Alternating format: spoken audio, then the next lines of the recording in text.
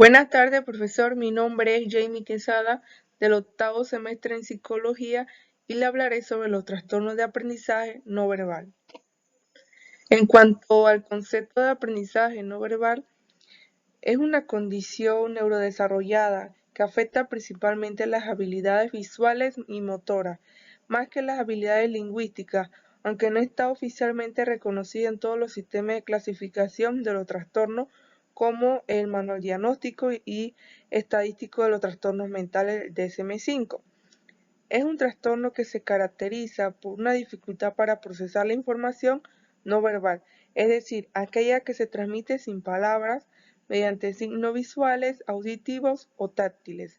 Los niños con este trastorno tienen dificultad para interpretar y expresar señales no verbales, como dificultades en las áreas como la coordinación motora y fina, gruesa, la percepción visual, espacial, la comprensión de las expresiones faciales y la capacidad para interpretar las señales sociales no verbales.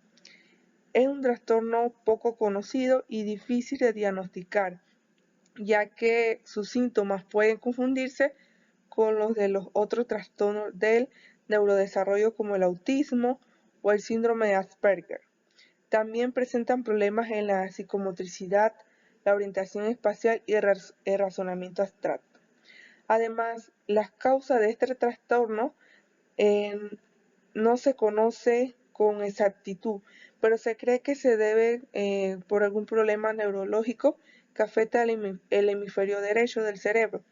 Este hemisferio es el encargado de procesar la información no verbal, como las imágenes, los gestos, los tonos de voz, como también ese mantenimiento de la atención, procesamiento de información visoespacial e información verbal con mediación de elementos visoespaciales, también el procesamiento de material verbal con componentes emocional y los procesos de inferencia en tareas lingüísticas. En cuanto a la explicación etiológica, se han propuesto diversas teorías para explicar las posibles causas de este trastorno. Como primer punto, tenemos los factores genéticos que se han sugerido que hay una predisposición genética para el trastorno de aprendizaje no verbal. Algunas investigaciones han encontrado que este trastorno tiende a ocurrir en familia, lo que sugiere una posible influencia genética en su desarrollo. También están los factores neurobiológicos, que las diferencias en la estructura y la función del cerebro podrían contribuir en este trastorno. Algunas investigaciones han señalado anomalías en el área cerebrales asociadas con la integración visoespacial y las habilidades motoras, lo que podría afectar la capacidad para procesar y comprender la información no verbal. También tenemos los problemas durante el desarrollo prenatal y perinatal, experiencias diversas durante el embarazo o en el parto, como la exposición a las toxinas, complicaciones durante el parto o factores ambientales, podrían tener un impacto en el desarrollo del cerebro y contribuir al trastorno de aprendizaje no verbal. Tenemos las condiciones comorbidas que a menudo pues se presentan junto con otros trastornos del neurodesarrollo, como el trastorno de aspecto autista, el trastorno por déficit de atención e hiperactividad, otros trastornos específicos del aprendizaje. En cuanto a los factores ambientales, aunque las investigaciones de este aspecto es limitada, algunas sostienen que experiencias ambientales como la falta de estimulación visual y espacial durante la infancia podría influir en el desarrollo de habilidades visoespaciales y motoras. Es esencial también descartar, que estas teorías no son mutuamente excluyentes y que en el trastorno de aprendizaje no verbal puede tener una etiología multifactorial donde la interacción de varios factores contribuye al desarrollo de estas condiciones.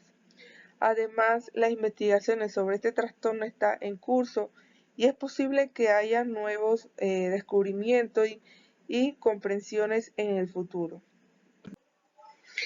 En cuanto a los criterios diagnósticos, hasta la actualización pues, que se dio en enero de 2022, es importante tener en cuenta que el trastorno de aprendizaje no verbal no está oficialmente reconocido en todos los sistemas de clasificación de trastornos, como el de Manual Diagnóstico y Estadístico de los Trastornos Mentales DSM-5, como lo mencioné anteriormente. Sin embargo, algunos profesionales utilizan criterios clínicos y observacionales para evaluar y diagnosticar este tipo de trastornos. Aquí hay algunos criterios que se han propuesto para este diagnóstico de trastorno de aprendizaje no verbal, como tenemos el primer punto, que son esas dificultades en las habilidades visoespaciales y visomotoras. Las personas con este tipo de trastorno pueden presentar problemas en coordinación motora y fina como gruesa, o sea que ellos tienden a alejarse de todo lo que tenga que ver con esas habilidades físicas, por decir, van a evitar los juegos donde tengan que saltar, correr. Además, en la motricidad fina habrá problemas para abrocharse los cordones, recordar, escribir, así como esas dificultades en la percepción visoespacial, que son esas capacidades que tenemos para percibir, analizar, como también interpretar todas esas informaciones espaciales y visuales que nos rodean.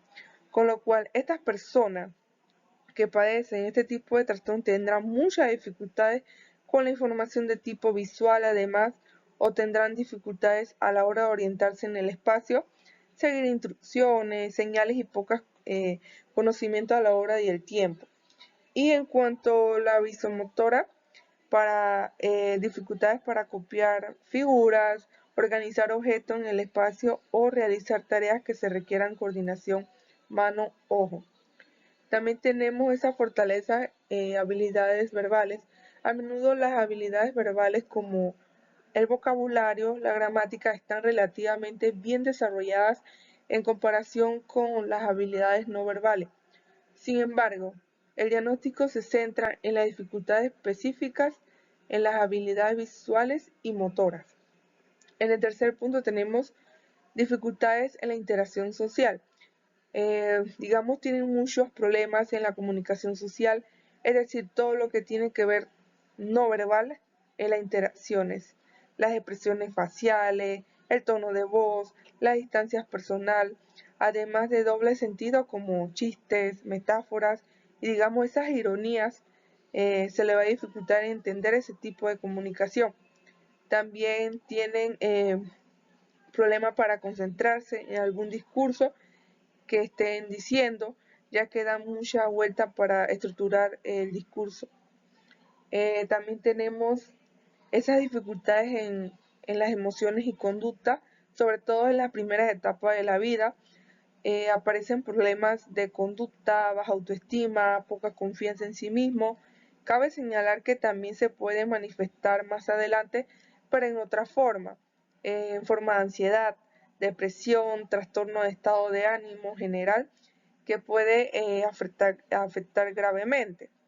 Y por último tenemos dificultades en las funciones ejecutivas como la organización y flexibilidad, es decir, problemas en las funciones de tipo visual, manipulación de la información para, digamos, dar algunas respuestas, también de interpretar esos gráficos, mapas, dibujos, además de la planificación, organización a la hora de estructurar texto, algún discurso, sacar información de un texto, también dificultades en la rigidez expresiva, digamos todo lo que implique ciertos cambios que le causan malestar. Si nos damos cuenta, hay muchos síntomas que podrían encajar con un trastorno de espectro autista. Por eso es importante diferenciarlo bien uno del otro. En cuanto a los diagnósticos diferencial, en cuanto al DSM-5, tenemos el trastorno de desarrollo de la coordinación. Este trastorno se caracteriza por dificultades significativas en el desarrollo de habilidades motoras y coordinación. Puede ser, digamos, relativamente si la dificultad del individuo está más relacionada con aspectos motores. Y en cuanto al DSM-11, también nos habla lo mismo. En cuanto al trastorno de espectro autista, aunque el trastorno de aprendizaje no verbal y el trastorno de espectro autista son distintos, pueden compartir algunas características, como las dificultades en la interacción social y la comunicación. Igualmente, en cuanto al CI-11, también nos dice lo mismo. En cuanto al DSM-5, dentro del mismo está el trastorno por déficit de atención y hiperactividad. Las personas con el trastorno de aprendizaje no verbal también pueden presentar síntomas de TDAH y puede ser necesario diferenciar entre las dificultades asociadas con cada trastorno. En cuanto al CI-11, no nos habla de ese trastorno, pero sí nos habla de trastorno específico del aprendizaje, donde nos dice que en CI-11 incluye trastornos específicos de aprendizaje como la dislexia, la discalculia. Estos trastornos pueden tener manifestaciones específicas en el ámbito de aprendizaje que difieren en el trastorno de aprendizaje no verbal. Y en cuanto al DSM-5, tenemos último el trastorno de ansiedad o depresión. Las dificultades de aprendizaje pueden contribuir al desarrollo de problemas emocionales y así viceversa, pues. Es importante considerar la posibilidad de trastorno de estado de ánimo o de ansiedad en el diagnóstico diferencial. Y en cuanto al CI-11, no nos habla de ese trastorno. En cuanto a las pruebas psicológicas que se pueden aplicar, cuando se evalúan las dificultades en el aprendizaje no verbal, los profesionales de la salud mental pueden utilizar una variedad de pruebas psicológicas para obtener una comprensión más completa de las habilidades cognitivas, funcionales del individuo. Algunas pruebas psicológicas que se pueden aplicar en el ámbito del aprendizaje no verbal incluyen la evaluación neuropsicológica del niño, que sería segunda edición. Esta es una prueba neuropsicológica diseñada para evaluar diversas funciones cognitivas en niños, incluidas las habilidades no verbales, visoespaciales y las funciones motoras. También tenemos el test de matrices progresivas de Raven. Este test evalúa la capacidad de razonamiento abstracto y la inteligencia no verbal. Los participantes, deben completar patrones de matrices que aumente en complejidad. También tenemos la evaluación neuropsicológica. Es una subprueba que evalúa habilidades neuropsicológicas como la memoria, la atención, el lenguaje y las funciones ejecutivas que podrían ser relevantes en el contexto de aprendizaje no verbal. También está el test de percepción de figuras geométricas de Bender, que evalúa la percepción, la coordinación visomotora al dibujar figuras geométricas simples. Tenemos el test de Visual Motor Integration. Esta prueba evalúa la interacción visomotora, lo que significa las capacidades de coordinar la percepción visual y las habilidades motoras para realizar tareas visuales motoras. Está también el test de copia de figura de Rey. Es una prueba que mide la capacidad del individuo para copiar figuras complejas, lo que proporciona informaciones sobre las habilidades visoperceptuales y visoespacial. Y por último tenemos el test de la memoria espacial y visoespacial, que más que todo evalúa la memoria para las ubicaciones y habilidades visoespaciales.